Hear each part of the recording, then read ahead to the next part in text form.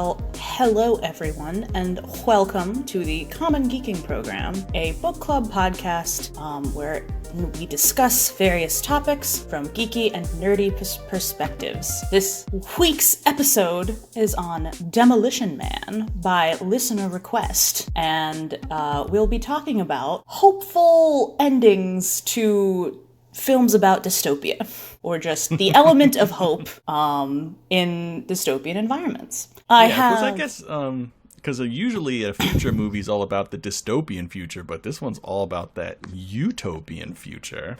Although dystopias definitely feel sometimes like, well, that sounds like that's easy, just like live. Sounds like a hard life, but it sounds simple and like I can make choices. Like Mad Max, you're either dead or you're fucking doing something, you know? Which is it's either you're dead or doing something. It is important to remember I feel like that good is always relative. So... You're right. So if doing good means not dead, then hey, we're all doing great. Immortan Joe for president. Mm-hmm. Anyway, I have with me today... Who wants to go first? Oh, I'll go first. You have me, Ryan Mossbarger. I have come from your dreams to tell you about things you already know about. And I am representing Encino Man, which shares at least one word with the topic that we're talking about, which it's to get a little technical about it, it is a 1992 movie starring Sean Astin, Pauly Shore, and as the titular Link, a very young Brendan Fraser, where they thaw out a frozen caveman and then become cool kids at a high school with the help of their new shaved caveman friend. Yep, that's how Pauly Shore got his career. That's a fact. And who else do I have with me here today?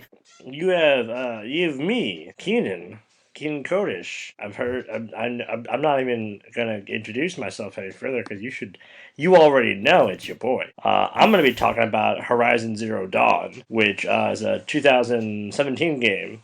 It's a PS4 exclusive, so, automatically good in my book, It follows the story of Aloy, who is a hunter in a post-apocalyptic setting where the world's kind of overrun by machines who kind of act out like animals, and she sets out to uncover her past. So we got some post-apocalyptic, and kind of things developing, what happens after kind of a thing. I see. And I, of course, am your host, Jahnavi. And I'm just here to talk about Demolition Man with these two lovely gentlemen here. Can we acknowledge, though, real quick, that, Demolition Man's apocalypse is the 90s? The worst thing they were like, all right, well, clearly we're not going to survive the 90s. Do you see how many layers we wear? We wear shirts, and then button-ups, and then jackets, and then hoodies. We're going to die, guys.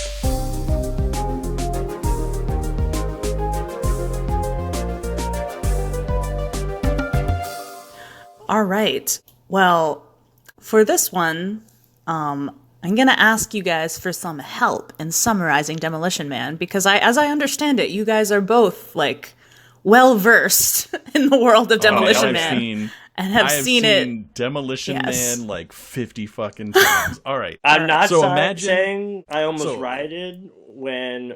See, my station, they got a parental lock on the TV, and so I saw Demolition Man, and I clicked on it, and then said it was locked, and I almost rioted. So that's right. My familiarity with it. Summary beginning. Imagine, all right, black screen, and then the camera slowly glides over a hilltop, and then a burning sign of Los Angeles happens. You fly over that, and then John Spartan on a helicopter shit-talking with two pilots about Simon Phoenix. Also, John Spartan is the lead. He is played by Sylvester Stallone. Then a bunch of shit happens. Simon Phoenix, by the way, is Wesley Snipes, who's doing kind of a blonde hair thing. Yeah, he's very 90s. We're at peak 90s fucking everybody. And so John Spartan is an anti-terrorist cop, I believe, an anti-terrorism police force, and Simon Phoenix has basically taken over some of the slums of LA and is ruling it like a king. And his last little thing that just happened is he abducted a bunch of bus people on buses just for shits and gigs and to draw John Spartan out. And John Spartan, ignoring his orders, runs out to he's on a chopper and like fucking dives onto the scene, which is insane. As a great poet one once thing leads said, to another. Get to the chopper. Yeah, get to the chopper. A bunch of stuff happens. A big explosion happens, and then after he arrests Simon Phoenix, he realizes, dun dun dun, the hostages were in the building the entire time. Granted, Phoenix did lie to him, and like he seemed to have an established reputation as murdering people. He was a lying liar who lies. And in a thing that would really honestly never happen in real world, the cop got arrested for doing a bad thing and went to jail, but not any jail. They went to 1996 cryo prison. So Simon Phoenix, a person who legitimately was at fault for killing all of these people, got a bunch of, what was it, like 150 years in a ice cell or whatever, and then John Spartan got like a similar sentence for some, like basically identical sentence. In the California Cryo Penitentiary. Which it was such a weird scene. You get to see Stallone get all nuded up and then frozen by a shiny blue crystal thing. Fast forward. Ice cube. Fast forward to, I believe, 2033? Yep. No, sorry, I'm doing this all from the dome. Yeah, 2032. The enigmatic Dr. Cocteau, who is basically brought up civilization from the brink of extinction. He, brought LA together, and eventually LA merged with San Francisco in some way, even though they're hundreds of miles apart. It was San Diego. San Diego. Maybe Santa Barbara. I don't know. Okay, it's that whole little. Anyway, now it's all just like a metropolis called San Angeles. Yeah, it's San Angeles. It's this big metropolis. Everything that is considered bad for you is illegal in this, which anything bad is like cursing, salt, fat, having sex, having children. Pregnancy without a license. Yeah. Well, no, you can't have sex. There is no sex in this future. No, there is. It's just no. It's virtual sex. They don't actually touch each other. I don't think it's banned, though. No, Sandra Bullock specifically says biological conception is banned. You have to get your juices extracted, cleaned, and then they like grab an egg and I think like they put it in the woman. But that's it. There's no actual sex. No red meat. Everything is a Taco Bell. All the restaurants, there was something. They won the franchise wars. And so now every restaurant is Taco Bell. Yeah, so Taco Bell took down Wendy's. They took down McDonald's. They took down Chipotle, because Chipotle would have existed at some point. Arnold Schwarzenegger becomes president at some point in this timeline. There's Schwarzenegger Presidential Library. Yeah. I think this movie was released before he became the governor, so that made it extra funny. Yeah. It is insane. So all this stuff happens, and then Dr. Cocteau, who is kind of like a person that's fostered this entire utopian society, there is this guy who's leading these sewer rat type of people that don't want to basically. Also, the leading music trend of this time is listening to commercials, like commercial jingles from like the 40s. So like, I'm an Oscar Mayer wiener. So imagine a future. That's the oldies. Yeah, they pump it out to the oldies, but not actual songs, because that's like weird, I guess. So because of this, a lot of people fucking hate this future. So they decide to live in the sewers and occasionally raid the above ground to get food and stuff. For whatever reason, this guy Edgar Friendly, who's like de facto leading this faction of people, is completely oblivious for the most part of Dr. Cocteau. Doesn't really care about him. He just wants him to like fuck off. I also appreciate that Edgar Friendly was just motivated by eating like tasty food. Yeah, he wanted to eat. He wanted to eat bad food. That was literally his whole speech. He wanted to get blowjobs. He wanted to like coat himself in green Jello and run down the street naked, but also go to a greasy spoon and eat shitty food. Literally, entire A to B. This is truly the purest motivation that I've ever heard. Nobody had to die or anything. You just wanted to eat some good food. The main conflict is that Simon Phoenix, gets released early by accident, quote unquote. Or was it? and he's like been programmed with all like the future tech, super spy killer shit. Yeah. So they're And like every form of martial arts known to man. Yeah, so but instead the of... thing is, in the future, we have a bunch of like all the cops haven't like had a real like fight or like a real criminal in like forever. So the one cop literally pulls out his manual, and the manual says, "Tell him to like surrender." And if it's like, "Oh, he's being rude. What do I do?" It's like, "Say it again, but this time forcefully." Like the guy, like they're freaking out. So they don't know how to deal with him, so they have to unfreeze John Spartan, who can. They have to unfreeze a real the last cop. true man that they have in the freezer. Yeah. But all this stuff happens. Oh, yeah. So I'm going to do some spoilers above ground, like before we get into the story. Spoilers just to above speed things ground. up. So Dr. Cocteau organizes the release of Simon Phoenix for one reason. He literally takes the world's worst uber murderers, like, "I need you to kill Mr. Edgar Friendly." And like, a bunch of weird shit happens. And of course, he makes sure that like Simon can't kill him, but then he doesn't do like a good enough job programming him, so like he can't just ask somebody else right next to him to kill him, which I thought was really dumb. but a bunch of stuff happens.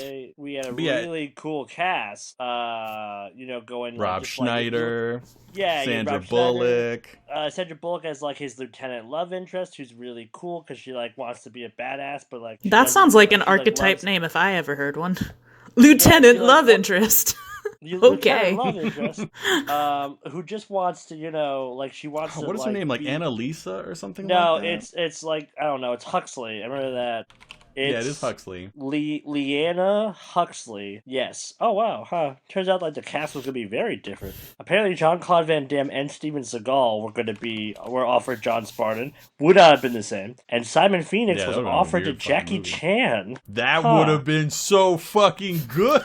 No, that would have been really unsettling. I would have been Jackie Chan being like, "Simon Says," just killing a bunch of people. Simon Says, die. With the same blonde hair. One day in the future when we have Movie Simulator and you can dreamcast all of your favorite movies. That's what we'll do. See, who else we have? We have Nigel Hawthorne playing Dr. Cocteau. As Dr. Cocteau. Benjamin Bratt as like this nerd Dennis cop Leary. who's just like tries to be like a cool cop, but he like just likes singing the Jolly Green Giant. He's like a wimp, but he turns out to be totally into like rat burgers. All right, guys. Real quick though, tell me how the movie ends. We gotta get moving with the summary. With them as a wasteland refreezing, they end up going back to like. Of course, it comes down to Simon Phoenix and John Spartan, and they're fighting in the prison where it all began. And somehow, like it gets, a tussle happens. He's covered with like the gross stuff, the goo, and then John Spartan throws it at him and like tells him to cool off. Oh yeah, there's these for the cryogenic freezing. They like fill you full of goo, and then they drop this little blue shiny crystal, and it instantly freezes everything. So that happens. Like he gets some water on him, he puts the little blue crystal, and then I'm pretty sure he fucking wrecks him and causes him to shatter, if I remember correctly. Yeah, he definitely. Like, doesn't he punch him and his face shatters? I don't know if he punches him. I definitely know like he shatters. I don't know if it was all right. Yeah, but we kind of hammered that a little bit. But from beginning to end, John Spartan is a real cool dude. Frozen for doing a bad thing. Thawed because another bad guy is unthawed. He didn't. I mean, yeah, it was a trick, but he didn't know it was a trick. Like, no, he was using a 1996 thermal camera. Like, you can't expect it to work 100% of the time. But yeah, unthawed because another bad guy is unthawed, and they can't handle it because they're a bunch of, honestly, I'm going to use the word pussies. And, they really are. One thing leads to another. They uncover this kind of plot by Dr. Cocteau, Dr. Cock, to kill Edgar Friendly because he's not so friendly. And then John Spartan kills the bad guy and maybe has biological sex with Sandra Bullock. Who knows? All right. Oh, no, he does shatter him. He kicks his head off. Uh-huh. Yeah, but like it's a family picture, obviously. Yeah, there are boobs at some point in it pretty early on. Oh, yeah, no, there's lots of boobs. But also, it had Jack Black in a minor role. Yeah, he was. I completely missed that. What? He was like Wasteland just some dude running around at some point. Oh. No, he's literally he stands next to Edgar Friendly for like half a second when he's doing his little monologue, and you see him just like shaking his head and laughing as like some of the stuff is going on. It's once you notice it's very distracting. It's a real like oh wow, wait, back that up kind of thing. Well, it's something like I'm sure. Yeah, I'm like, if you talk to Jack Black about it, he may not actually know what you're talking about. Before we end this part and move on to the next section, though, because we do have a little bit of time What seems to be your left. boggle, Jahnavi? What Bagel boggle? Have you taken up the lingo of the times? What seems to be your boggle? seems to Bagel be my boggle What's in the is that Boggle. I want to know real quick before we move forward. We got kind of a summary. We got a summary of like various actors and stuff in there. I enjoyed your guys's deep watch of Demolition Man, because I admit to never having heard of this before having to watch it for right now. And I just want to know, what is the movie about? It's clearly about, the regulation of man's, like, more base desires. Like, what are we really? Are we, like, animals? Or are we just sentient beings who, like, are playing at being men? You see what I'm saying? See what you're saying. Yeah. Like, it's a little bit of, like, this is a libertarian cautionary tale. This is what, like, Ron Paul, if he has a nightmare, watches. Like, a bunch of men, like, who can't legally curse and who legally can't eat red meat and all this other stuff, dressing up as weirdos and singing along to Oscar Mayer Wiener. It's terrifying to the 90s man. That's the whole. This is a cautionary tale of becoming too soft. Okay. Yeah, don't become too soft, or else you won't be able to fight Simon Phoenix when it happens. Yeah. But my implication though, I kind of hate that a little bit, just because if you think about it, no one handled him before. You know what I mean? Like, John Spartan was the only guy who handled it before. But everyone's like, oh, man, like, if like, we could have been cool. It's like, well, no, I think you also would have been fucking useless. Well, at least before they had guns, so they could have, like, shot him at that telephone booth instead of just, like, sitting there being like, hey, man, get on the ground. They had shocky sticks. They could have shocky stick him. The little black dildo things. Well, okay. And what do you guys think of all of the Brave New World parallels? Do you think that that's actually a hole in my thinking about it? Because I did not think about that at all. That's in my my literary knowledge. All right. Like, weirdly enough, somehow I missed that one. I really don't know how. Was that the one with the Department of Love, the Ministry of Love, or is that 1984? That, I believe that was 1984. But anyway, you have a character whose last name is Huxley. You have kind of an over-engineered world at the beginning, and you have people who are, outliers in that world. But anyway, I don't want to turn this into a Brave New World episode, but just wanted to sort of toss that in there for because that personally was the major thing that I noticed. Of like, oh, okay, this is bringing the action movie of the 90s into the literary sort of area, or the literary arena of Brave New World. So, interesting. Yes. So if you guys have not read it, given your deep love of Demolition Man, I would encourage you to take a peep at the Brave New World, because although it got Sylvester Stallone punching Wesley Snipes and then Wesley Snipes saying Simon Says. If you read the entire thing in Sylvester Stallone's voice, then I think that you'll get a similar effect. Oh, it's a Brave New World, huh? That's pretty nice. You like a Brave New World? That's pretty cool. Okay, it's a Brave New World. I'm going to read this book. Oh, come on. It wasn't his fault his voice is like that. Also, I want to say that this is the first, hold on, I'm gonna look up real quick what was the other thing that I saw Sylvester Stallone in that was like a bad movie, so I'm glad I saw Sylvester Stallone in a good movie. Name one bad movie he's ever been in. You can't. So many. There's so many. No, you can't name a single one. Oh my god. Besides, that Escape Plan movie. I did not enjoy Sylvester Stallone in Death Race 2000 in Death Race 2000 is a satirical look at consumerism, but like I guess that's too over your head. But Brave New World isn't. Wow. Well, Okay. let's see here. There's the porn that he did. That's probably a pretty bad one. He was in Spy Kids 3. Bad I don't know. one. It's the He was in Italian Ants. style. Bad one. Let's see Ants here. wasn't bad. It was just Yeah, dumb. it was so bad. Ants was just Rocky- solidly adequate. Rocky 5, bad. Better stop bringing up Rocky. That's like Rocky something 5 to is it. bad. You can't tell me Rocky 5 is not bad. All Isn't that right. the one where he has the stupid robot? No, that's when he loses the robot. I'm going to be real with you. I'm not entirely sure if you're just making up the fact that Rocky 5 is real. Is Rocky 5 real? Is that true? It's real. What? It's when he loses all of his money and he gets poor again. It's a pretty dumb movie. Rocky 4 is the one where he has a robot, like, sidekick.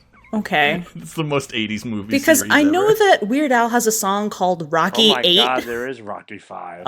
Yeah, have you guys never seen Rocky 5? No. Oh, why would I have seen Rocky Okay. 5? Well, There's already 4 other Rockies. And Let let's be us- honest, we all stopped watching it after Dolph Lundgren, killed Apollo. let us leave this thread Sylvester Stallone and move on Oh, boy. to Oh, the boy. next section. All right, man. let's. I'm fucking quitting this podcast. I'm sorry. I'm only a little bit sorry, though. I feel like that was worth it. Okay. All right, let's stop our recording. All right. Oh, wait, are we done? I thought we did our stuff first. Our things. I was just gonna do that as part of the next bit, but Okay. Okay. yeah. Oh, well, if you guys stopped, I'll stop. Doing the stoppies?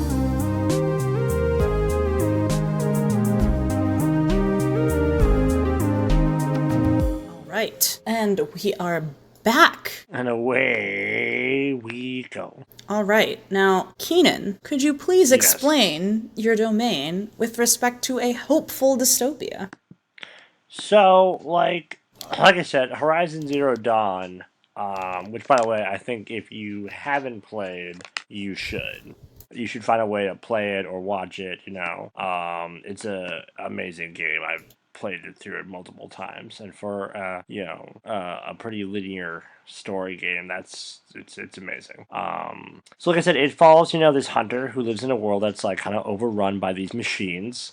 The machines are look like animals, and they kind of act like animals. And she's uncovering the past. But what's interesting about it is that you slowly get because one, you can kind of tell that there are ruins that what they call the ancient ruins, which look like, oh wait, that's like downtown, Salt Lake City. Whoa, what's up with that?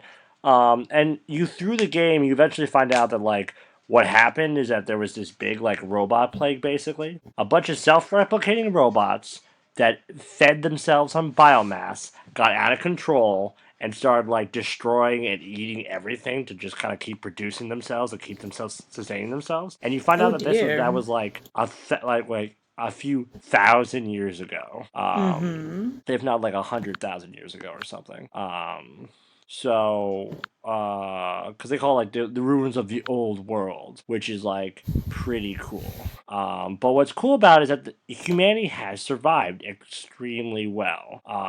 You find out that there's all these different, smaller communities, these tribal, there's the Nora where we're set, which are, and there's also the Karja and the Asaram and a few other, the Banuk. And humanity has survived and has, into these kind of scattered, limited, with limited access to technology, because most of the technology is from the technology that, already existed. But now it's the 31st century and no one knows where it is. But it's kind of cool because it kind of incorporates all the technology and the machines into religion and politics and all that kind of, and culture and stuff.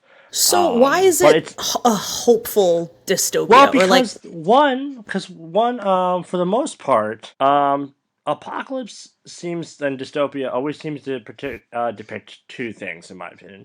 Either A, it's hardcore apocalypse dystopia where it's a hellscape and everything has to fight to survive, or it's B, which is like, well, after, we change stuff and it's a dystopia, we need to actively like break free from it because it kind of represents all that's bad in society, right? But what Horizon Zero Dawn does is says, well, what if that happens, but we just continue being human, and after like this kind of dystopia, this post-apocalypse setting is actually like very full of life and hope and everything because humanity survived. I'm not gonna get too much into exactly how they survived, because it's a really cool plot and there's a lot of cool twists and turns that are like kind of amazing. So I won't reveal that, but basically that, in the 31st century, like, 1,000 years later, yes, humanity has survived. And, so it not only the fact of has survival grown into is its the own hopeful culture. thing? Yeah. Well, I don't think not just survival, but like it's that it's not actively being threatened, or there isn't, like it's not like a terrible version of itself. I mean, there is bad stuff in Horizon Zero Dawn. Like a big plot point was that previously the Karja in like the lore, the Karja Empire, quote unquote, was like raiding other like tribes and murdering them and using human sacrifice and all that stuff.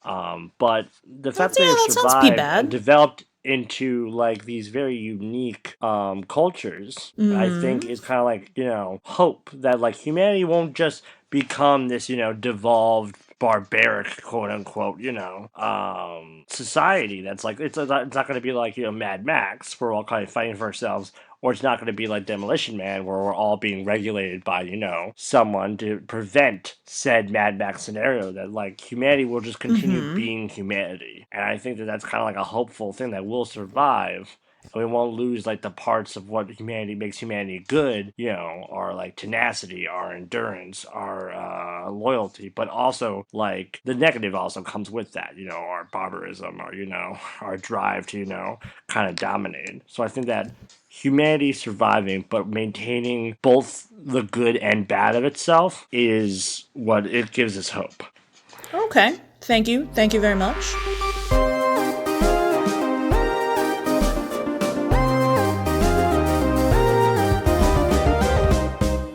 And now, your turn, Ryan. So we're going to talk about Encino Man, which honestly shares about 75% of the plot of Demolition Man, in rough terms. Oh, that's right, because John Spartan learns how to rollerblade, right? Yeah, John Spartan learns how to rollerblade. Well, he does learn how to knit, so I give it to him. So I picked it because I thought it followed the story, but kind of in a backwards way. So Demolition Man, dude from the 1996, gets frozen, pops back up in the future. Future's not, I mean, it's pretty dissimilar from what he has. And Encino Man, Caveman gets frozen. You could consider it almost like a post-apocalyptic time that he gets frozen. I mean, there's no technology, there's no medicine. He was probably going to die. I mean, he's 18 or whatever, so he was probably like he was like a geriatric man, honestly, for caveman terms. Gets frozen, wakes up in 1992. That's the same year I was born. He's Brendan Fraser, looking guy. The year before this Demolition Man movie came out. Yeah, so he's got a whole future ahead of him. He's got Sean Astin as his best friend. He's got Pauly Shore, literally, like, they named him not Pauly Shore, but he's fucking Pauly Shore for all intents and purposes. Like, that's pretty great. He is in an actual and physical utopia. Encino, oh my California, God, that was Sean Astin. 1996? Like, come on. Oh, wait, no, it's 1992. Sorry. Yeah, that he popped up in a real, not just some fake, like you can't eat red meat utopia, but he went from like eating shitty meat to being able to get a Slurpee, and what seemed to him probably only. So wait a minute, you're saying that to, so you're saying that to, you're saying that. You're saying that 1992 Los Angeles is the utopia? Oh, yeah, in that situation, his best friend is Sean Astin and best friends. Sean Astin, Pauly Shore. Slurpees. Half of those are grindage. right there. Nug. I'm glad he's got you, nug. He's got picked grindage and this, chillin'. because I like this whole thing of like, utopia being in the eye of the beholder, and if it's like you're not dead and you get all of this sweet calorie-rich Slurpee, then I mean I can see it. I buy it. I can't remember the exact wording they use for drinking Slurpees. I will find it though. It's like squinching the slurp or something like that. Squinching the slurp. Because it's Pauly Shore. It's Pauly Shore language. It doesn't make any sense. Okay. All right. But yeah, I mean, just think about that. Think about that. You're literally living in sin. Wheeze the juice. You gotta wheeze the juice. That's when you just like put your mouth up to the spigot of a slushy machine. Wheeze the juice. And Pauly Shore is all about nug, chillin', and grindage. And guess who gets all about nug, chillin', and grindage? His name is Link in the movie, but caveman Brendan Fraser named Link. And I think that's true utopia. 1992 Pauly Shore is the best a caveman can honestly hope for. In the terms of existence. Well, better than I'm sure a caveman could imagine. Yeah, I mean, it's insane. We should all strive to strive for a future that would Can you tell me how Encino Man ends, for the sake of summary? So Encino Man ends. So the entire time, Sean Astin character and Pauly Shore's character are kind of feuding a little bit at how they should treat the caveman character. They both want something from him. Sean Astin's character wants to be popular, and so to some extent to Pauly Shore. But Pauly Shore really wants a man to enjoy nug, chillin', and grindage with him in the same way. But Sean Astin's too much of a tightwad. He's too much of not a tightwad, but a square. Let's put it that way. He's too much of a square. And the ending is that they all become super popular, and they go to a dance, and the Brendan Fraser comes up with his own original caveman dance, and everybody sings along and dances along, and then they get back to the house, and his caveman girlfriend, who's briefly seen in the beginning before the title rolls, she's back. She was thawed out too, and she's pretty hot. And they clean her up and get all the mud off of her. Pretty hot. And he's got a boo thing. Yeah, she's like real hot, and like Brendan Fraser's got a girlfriend, and they're gonna like do girlfriend boyfriend stuff with Pauly Shore and Sean Astin, because Sean Astin's got a girlfriend now too. Pauly Shore, I assume, is just going to fuck all of them in some way, but. Like, whatever, man. It's going to be so great. Plenty of nugs and chillin'. As of 2019, it is Jonathan Key Kwan's most recent role in American movies. Yeah, I saw that. It's Short so Round. insane.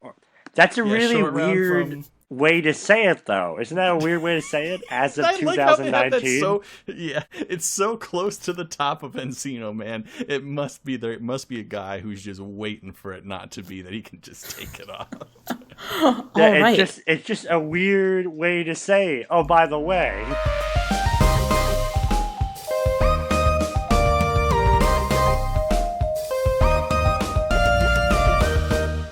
Well, thank y'all for those summaries of your domains. Now that we know what Demolition Man's about, we know what Encino Man and I'm sorry, what is the name of yours? Horizon of the Zero Dawn. Horizon of the Zero Dawn. Okay. No, it's just Horizon Zero Dawn. Horizon Zero Dawn. Okay. There's Zero Dawn. Think of Horizon and then like the two little dots. I don't know the title. I'm sure Colin Horizon would, like, snicker and be like, Horizon Zero Dawn. Like that.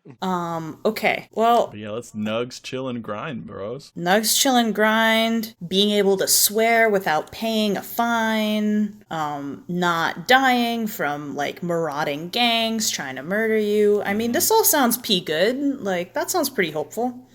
Anyway, shall we get into the discussion? Sure. Oh, let's discuss the fuck out of this movie. I got so many hot fucking takes on Demolition Man. Really?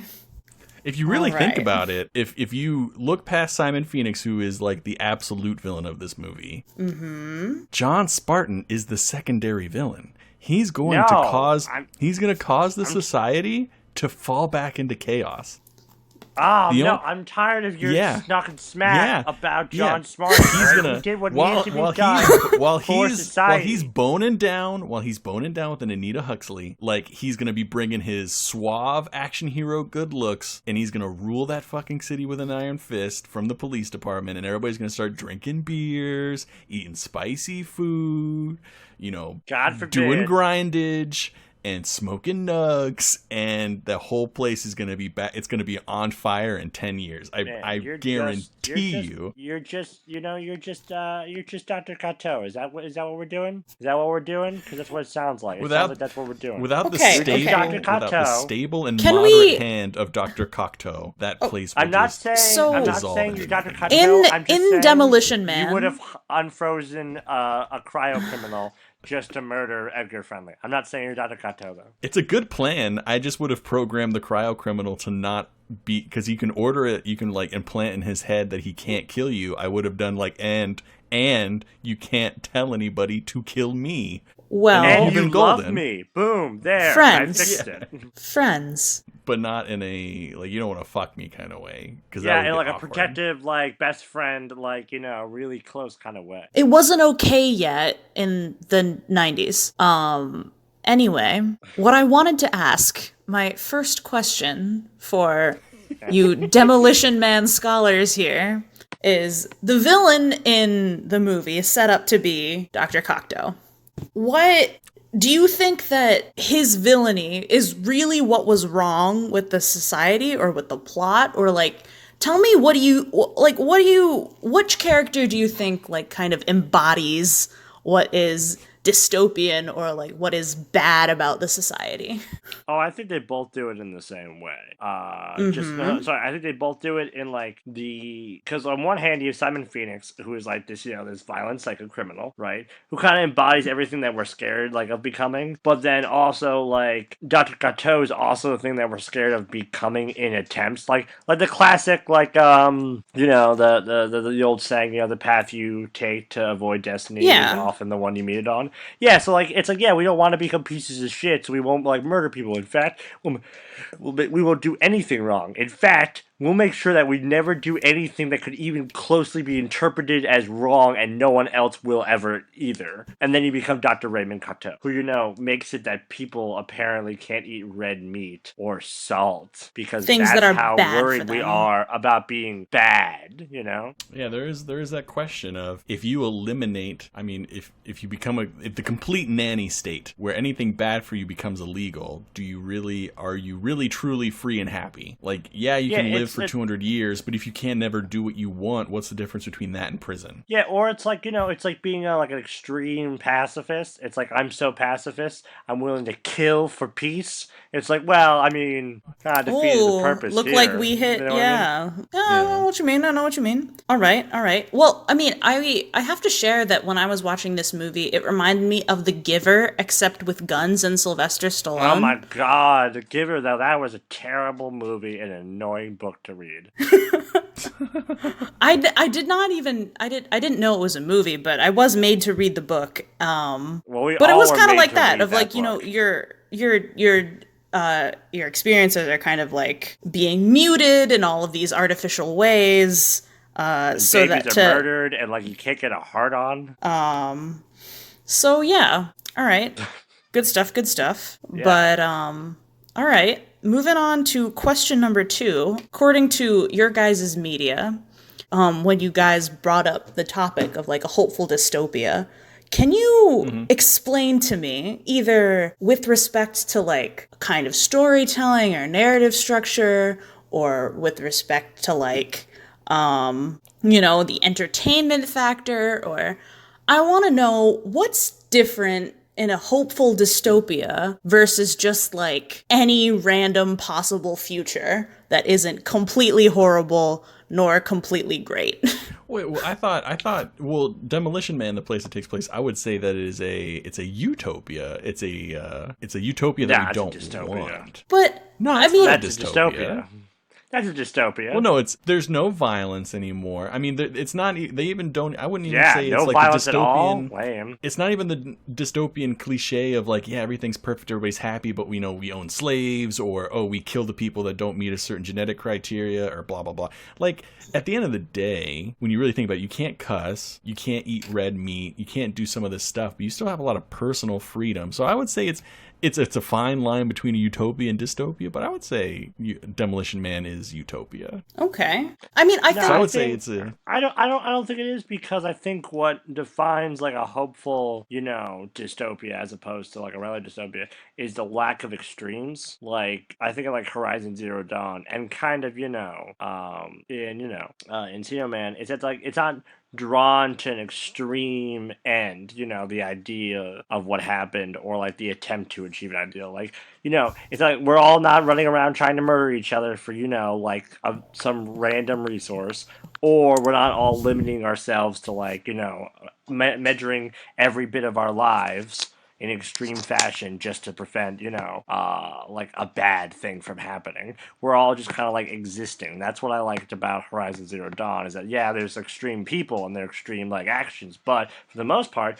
everyone's like kind of like living their life, as like a person. Like you meet like people who are like, what's your job? Oh, I make baskets. And like you can have a quest for them, and like, but that's mostly their whole thing. They make baskets. Is that then like indistinguishable from like a possible future? Or like, what do you think makes it like a utopia or hopeful dystopia? Is it dystopian just because of the barbarian parts? Well, I think. Well, I wouldn't say it's necessarily barbarians. That's the quote unquote what defines a simpler culture. That's sure. I mean, probably all the baby death and the juvenile death and people dying in their 40s. Yeah. But I mean, we have that today, and that's not. Yeah, exactly. Like, would you call today a dystopia? Yeah, and we have it today, but when you compare it to like even the 1920s, where people would have 8 kids and they'd be lucky if half of them survived. And it's the whole point of like when people had 8 kids and sometimes they were stuck with 8 kids, is that you never know if one's gonna like kick the bucket at 4 from like whooping cough or something like that. So just imagine how it would be like 1,000, like in Horizon Zero Dawn, because I played the game and stuff. It's pretty hopeful, but because it glosses over, and I think it rightly does it, all the milieu of a dystopian future without probably really adequate medicine, or people are getting eaten by. But our idea of what dinosaurs counts as like adequate is based on what our experiences are right now. So on the sliding scale of like, okay, now we are living in the world of Demolition Man, and we're like, wow, you people only lived until like 70 or 80. That's horrible. Yeah. What a dystopia. Or like what dark ages there were in the past. Honestly, on the slider of the best dystopia or best utopia, 1992, Pauly Shore, Sean Astin. No, drinking Slurpees. Terrible. Everything you touch it. No. In 1992, he was great. He was what every person wanted to be. You could wheeze the juice. You could just wheeze that juice. You could, I'm going to say it very slowly, you can enjoy the nug, the chillin', and the grindage. And you could just be all about that and wheezing the juice. So how much of that is just like, though, like that's a very individualized experience. It's not like everyone gets to do that in the world. Who knows? In the proper utopia, if we were all plugged into a big supercomputer, we could all live like that. Now we're getting back into the Ready Player One episode, except for the only option you have in the demo of Ready Player One is to nug and juice wheeze and all of that stuff. You can either be Pauly Shore or you can be best friends with Pauly Shore. No, you wouldn't be. You wouldn't be Pauly Shore. You can't be Pauly Shore. It's like asking to be Jesus. You can't be Jesus. You can be Jesus' best friend, though. Do not do that. Okay, but can you be Sylvester Stallone? Apparently not. You can be Stallone's best friend. You can't be Stallone's. You can't be Stallone. You can be his best friend. Because apparently your utopia is where bullies just go. It takes a literal caveman and freak accident of nature to be unfrozen to get anyone fucking to stand up and deal with this fucking piece of shit weightlifting bully. That's your utopia? Yeah, man. Yeah. Last question, you guys. Last question. Yes. Life really peaked in 100 high school times for yes, you, huh? Keenan. 100 times yes, Keenan. Please 100 times. tell me. Please tell me if you think that Demolition Man and its entertainment and the, messages it brings is still pertinent in today's media landscape, where we have lots of dystopian things to choose from. We've got plenty of people shouting techno-fascist dystopia now. So I'm curious to know, do you think that this is still first of all, on the scale of just being comedy to being satire, do you think it falls more satire or it falls more just kind of goofy comedy? Tell me your thoughts. Oh, satire. Very solid satire society. Solid satire. But you're saying Demolition Man is satire? Yeah. I'm saying that lots of the things that you guys are talking about and bringing up are, specific moments that you found really funny, different actors in it, but you haven't talked a lot about things that you find satirical about it, which is why I'm asking. Are you kidding? I think the Taco Bell thing it's not is a one of the satire. funniest things ever. Oh yeah, that's true. That's a pretty funny part.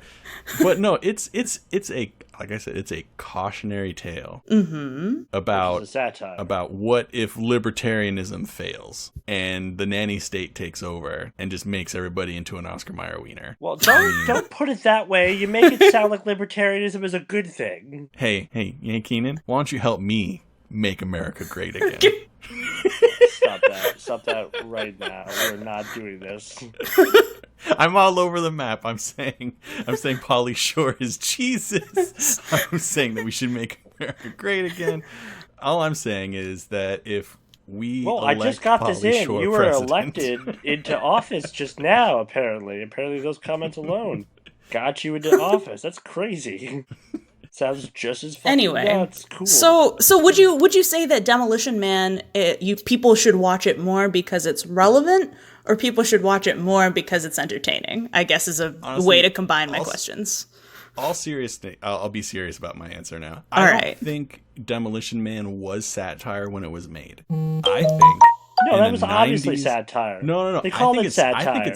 I think it's satire now because of the way we view things like toxic masculinity and some of the other aspects of the movie. But in 1996, I doubt any of them thought what they were doing was satire. I mean, yeah, there's funny moments in it, but funny is not satire. This is supposed to be like a 90s action movie, and the whole conceit of it is how terrifying it would be if men and women got real soft. I mean, that is the whole conceit of this, is he's the one strong man in basically a timeline of wussies. And now there's another strong man and he has to defeat him. I do want to point out, though, that I think that he kind of breaks the action movie tough guy, I'm the only guy with a penis trope. When how does he do that? You don't remember? It's the Taco Deus Bell Ex gets Phallus. attacked, everybody. But he fights them off. Yeah, he's a big action hero. But wait. Anyway, so they run off. Oh, I told you to wait. Anyway, they run off, and he realizes they were just trying for food. And Lieutenant Love Interest over there is like, "Oh yeah, that's so hot right there. You fucking fucked up a bunch of people. I love that crap. You wanna I don't know, do something?"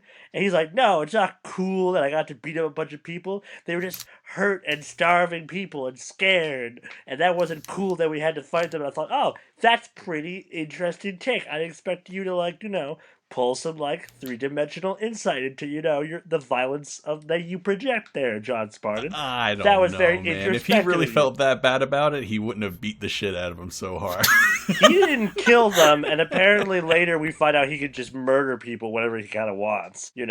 Well, so I just want to say, I give a modicum of cred, but that was a very common thing to do in a 90s action movie, is to show his soft side, so he just wasn't a one-ton killing machine. Almost all the action movies of the 90s would do something like that. I don't hurt animals, I take care of birds, blah blah blah, something. There's always something. Or I have this cool grandpa that I take care of. So Keenan, can I get your answer to the question? Which was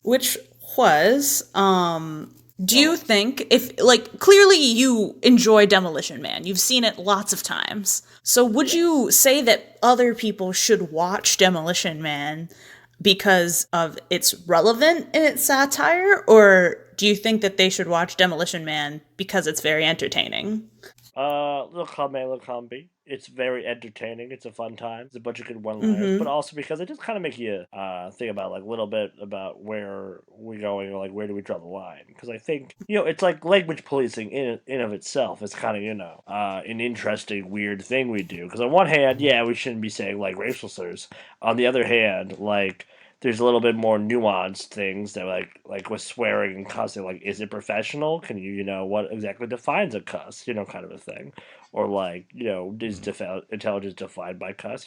Are there some words that like we ban that are actually not like, the reason why they're like banned or is for stupid reasons? It's kind of like, like we ban, Because you Huckleberry can't Finn really and like To Kill a Mockingbird. Yeah. Just because like they say the N-word, but like it's about racism. It'd be really weird if like it's like it's like if you wrote a racist character in your movie, right? But like they didn't do anything racist because if you wrote a character that did that sort of thing, you get your stuff banned. It'd be really weird if they didn't say racial stuff. You know what I mean? It's like if Django Unchained, none of the white dudes said the N-word. Like, they're supposed to be racist. They're bad guys. They're not presented as good guys that, like, also use the N-word. But yeah, well, I think kind of like, it does make you think a little bit into, like, how some things are a little bit more nuanced. But, like no violence is good. Maybe, like, the fact that I can't swear, like, is a really weird choice. Also, salt.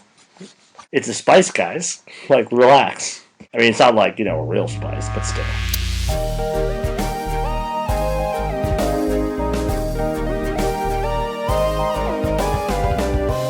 Okay. Spice of life. And with that, the spice of life is paprika. We are ready to move into the ratings. Now, I already have kind of like ascertained that you both really like Demolition Man, so we'll give it 1 out of whatever you're talking about. So I like it, but I acknowledge its many faults. I think what's up? I think we gotta do something a little different then for this rating section, because I'm sure you guys would both have very, very understandable. Wow, you're gonna stack the deck for Demolition Man. Are you wheezing my juice right now, Jahnavi? Yeah, that's what it sounded like. Sounds like you're juicing what our I wanted, too. what I would like is that I would like each of you to I don't know. I want to know who likes Demolition Man more, because right now I can't tell. I'd like each of you to state your case as to why you like Demolition Man more than the other person on this episode. So, Keenan, I have him tattooed on my chest. So I don't know. I mean, seems like I don't know. I feel like we should just go with the regular ratings. Seems like a loaded. I don't know. I don't want to play this game, to be honest. Bear with me. I'm feeling boisterous today. Would like to know. Like it feels like you're riding like I love Demolition Man enough that I would straight up stab one of you to watch it again. Too far? Okay. All right. Okay. Do I win? Do I get the prize? But that was yeah. Okay. I don't know. I don't want to play this game just because like I don't want to reveal how much I love Demolition Man, and 2, I don't want to like reveal what I'm willing to do for Demolition Man in case I ever have to do those dark deeds. Okay, all right. That's unless I have to do them, and there's audio. Look, I don't want you guys to read in like paper about some fucked up shit that happened, and then you'll be like, "Hey, Keenan, how you doing?" I'm like, "Oh, really good. I watched Demolition Man the other day. I had to do a couple weird things to do it, but they were totally worth it." Okay, well, I had to kill a man because I don't want to be stabbed. I guess we can do a regular rating now. I just wanted to see what would happen. I really wanted to know who would confess to liking Demolition Man more than the other. But anyway, Ryan, please rate Demolition Man 1 to 5 out of, I don't know, I guess we'll call them, 1 to 5, like, little blue diamond thingies you get frozen with. What are they called? I was actually thinking that. Yeah. I can't remember. Cryo crystals? Cryo crystals. The 1 to 5 cryo God, crystals. how sweet. Fucking 6 out of 5 cryo crystals. All right. This is a great movie. It's a cautionary tale about what happens when you're just too good at your job and you blow up a building. Because honestly, you don't get a name like Demolition Man without being good at blowing up buildings. So he just really walked into that trap by Simon Phoenix, and oh man, it's good. It's like so much 90s, so much like the 90s version of the future where everybody's wearing like slightly Japanese clothing and just like doing weird shit and eating Taco Bell. I love it. All right. Good shit. I'll give it 5 out of 5. Perfectly full, never like too much or too little. It's right where you want it to be on all spectrum. You got your drama moments. You got your actors. Like I said, you got like, Nigel Hawthorne for the serious moments. You got Dennis Leary for the kind of crazy weird moments. You got Sylvester Stallone for the action moments. You got Sandra Bullock for like, just kind of hanging out. Because like, let's be honest, who doesn't like Sandra Bullock? Hanging out. I don't know. Like fashions. And also you got a bunch of like little people in weird roles. You got Bill Cobb shows up. You got David Patrick Kelly as like a background guy. You got Jack Black as a background guy. You have Jesse Ventura as a background guy. You have Rob Schneider as a little bit more than a background guy, but still like basically a background guy. You got a bunch of cool people showing up. Well, so I think right. it's just worth it. Well, thank you both for your participation. Wait, so just Jahnavi, this Benjamin wasn't your Bratt choice. You should rate it also. Oh, that's right. It wasn't my choice. But I am glad to have the privilege of finally hosting a listener pick episode. I must say, I'm gonna give Demolition Man 4 out of 5 cryo crystals. No. I did very much enjoy watching it. I was highly entertained. It was what I needed in this sort of like really weird long week I had last week. But I have to say I could not give it the 5th cryo crystal simply because whoa. I'm not. What? Well, let's what? What? Explain. I could not give it the full cryo crystals because you know what? I was a little turned off at how pawn-like Sandra Bullock's character was throughout the whole thing. She was very accessory as a character. Are you saying she doesn't pass the Bechdel test? This movie doesn't pass the Bechdel test? I'm saying that this movie does not pass the Jahnavi test for having every character sort of have a point that's not just kind of to be there. She has a point. What is it? There's a she's showing him the future. He's playing the everyman at a time. I disagray. I don't think she's there to facilitate his greatness. She facilitates. Okay, if this was 1 to 5 cryo crystals on like best facilitation by Sandra Bullock, then then she would get it, or this movie would get it. But let's be honest, she's got about as best a role she can have in a movie called Demolition Man. It could have been, you know what? It could have been Demolition about Man. like the demolition of man. It could have been demolition, man. Like, come on, Demolition Man. Just a bunch of chill dudes with like wrecking balls. But anyway. I did still very much enjoy the movie. I liked it for what it was. I don't think I've reached the heights you guys have in your repeated viewings of Demolition Man. Perhaps if I were to watch it repeatedly, it would grow on me. But in any case, I did still very much enjoy the movie, and I was glad for the opportunity to watch it. So let us wrap up right about now. Thank you to our listener who picked this episode topic. Excellent. It was a Mr. Mike Ketchen. Thanks very much for listening. And you too, other listener who is not Mike Ketchen, may be able to have your own listener pick episode on, a topic of your choosing if you interact with one of the posts of Common Geeking program in the future. So please do that. Like, comment, subscribe, engage with us online, and that will make us in our homes. Really happy. Come to where we live. Really get to Yeah. know us.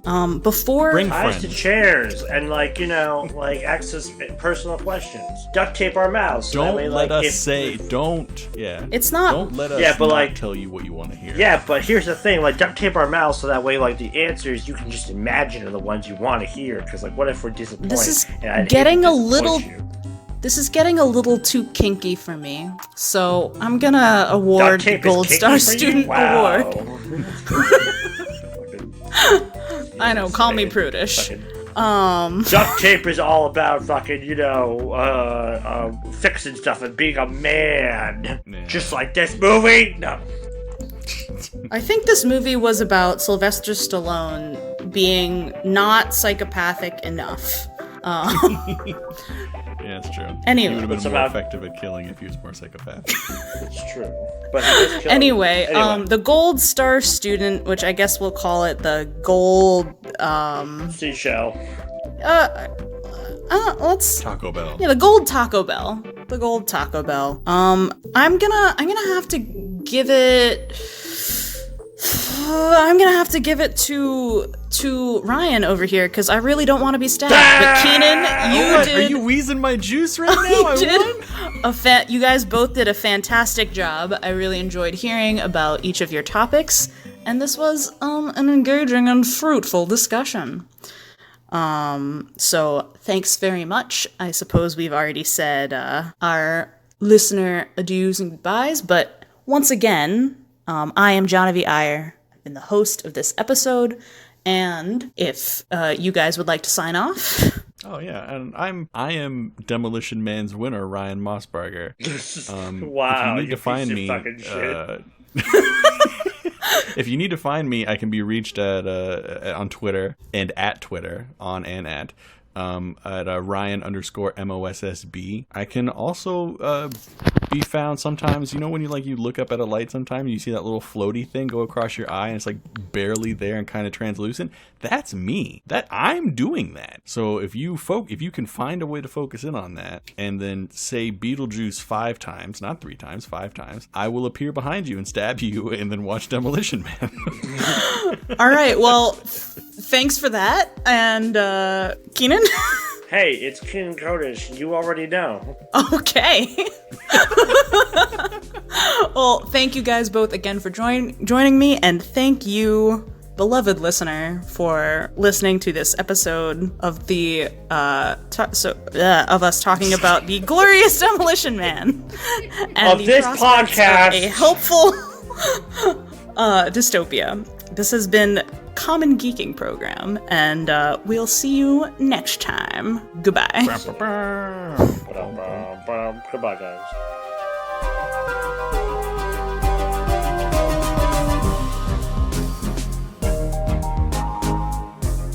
This episode of the Common Geeking Program is hosted by Jahnavi Iyer, joined by Ryan Mossbarger and Keenan Kodesch. This episode is sponsored by June 2019, when this episode was supposed to release. The podcast is created and produced by Colin, Ketchen, and Jeff Leavitt, with this episode edited and with original music by me, Colin. In 2 weeks, we'll be back with an episode of the Common Briefing Program where I recap geek news for the month, and 2 weeks after that, a book club format reinvented by Jeff. And in the meantime, CommonGeekingProgram.com has everything you need for this show and 2 others. How You Doing and Dice Popular. Very different, very fun. Check those out, and for now, thank you for listening to this.